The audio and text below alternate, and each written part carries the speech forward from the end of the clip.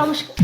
প্রত্যেক বছরের মতো এবছর আমরা মা দুর্গার পুজো করছি, সবার বাড়ি থেকে চাঁদা তুলছি। আপনারটা কত লিখবো বলুন? মনোজ, একবার সামনের দিকে তাকাও।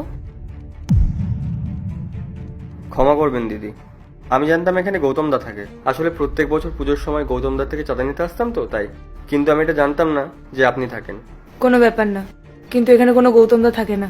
উনি অনেক বছর আগেই এখান থেকে চলে গেছে। আপনারা যেতে পারেন। বেগম,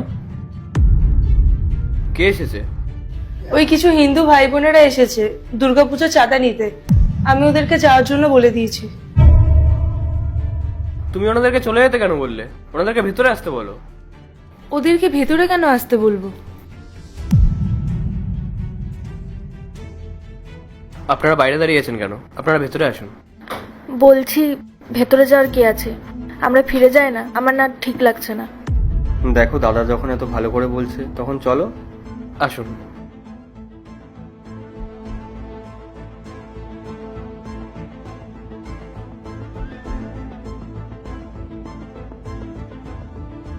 বেগম, যাও ওনাদের জন্য জল নিয়ে এসো। আরে না না, তার কোনো দরকার নেই, আমরা বাড়ি থেকে জল খেয়ে এসেছি।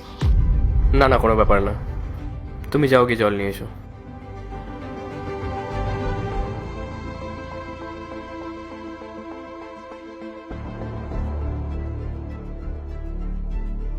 নিন, জল নিন।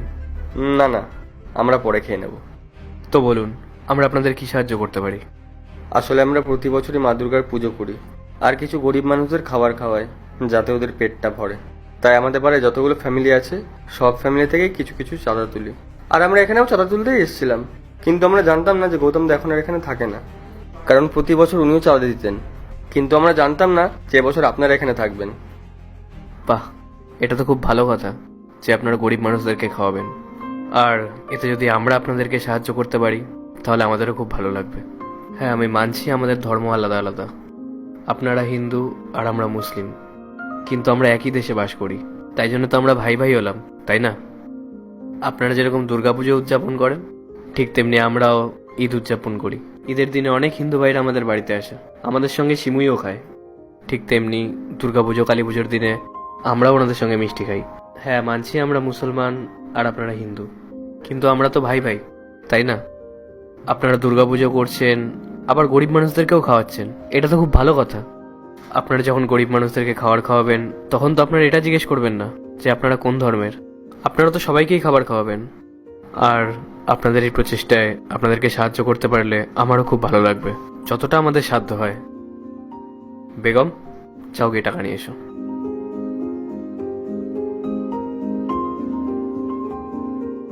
আচ্ছা, একটা কথা বলবো, আপনারা খুব ভালো মনের মানুষ।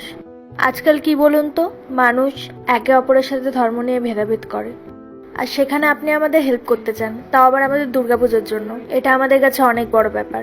আপনি নিজেও জানেন না আপনি কত বড় একটা কাজ করেছেন। আমি ভেবেছিলাম আপনি আমাদের হেল্প করবেন না, তাই আমি একটু ভেতরে আসতে সংকোচবোধ করছিলাম। আপনি আমাদের সাহায্য করে অনেক বড় একটা কাজ করলেন। আপনি খুব ভালো মানুষ। দেখুন, হাতের 5টা আঙুল সমান হয় না। প্রত্যেকটা ধর্মেই এমন কিছু মানুষ থাকে যারা একে অপরের বিরুদ্ধে তর্ক বিতর্ক করে, একে অপরের মধ্যে দ্বন্দ্বের সৃষ্টি করে, কিন্তু আমরা একদমই এরকম না। আপনারা চিন্তা করবেন না, এই টাকাটা রাখুন। এটা আমাদের তরফ থেকে আপনাদের উৎসবের জন্য সামান্য কিছু সহযোগিতা। আপনাকে অনেক অনেক ধন্যবাদ। কিন্তু দাদা এখানে তো অনেকগুলো টাকা আছে। না না, এখানে বেশি টাকা নেই। আর আমরা আপনাদেরকে যত বেশি টাকা দিতে পারবো আপনারা আপনাদের অনুষ্ঠানটা তত ভালোভাবে করতে পারবেন। আর আপনারা তো গরিব মানুষদেরকে পেট ভরে খাওয়াবেন, সেখান থেকে কিছুটা পুণ্য আমরাও পাবো। হ্যাঁ, অবশ্যই পূর্ণ পাবেন, কিন্তু আমাদের একটা অনুরোধ ছিল, আপনারা যদি আমাদের উৎসবের দিন আমাদের পাশে থাকতেন আমাদের খুব ভালো লাগতো। হ্যাঁ, আমরা অবশ্যই যাব। আর গরিব মানুষদেরকে খাওয়াতে আপনাদের হাতে হাত লাগিয়ে আমরাও সাহায্য করব।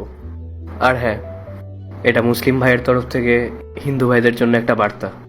এবার আপনারা জলটা খেয়ে নিন। হ্যাঁ, অবশ্যই।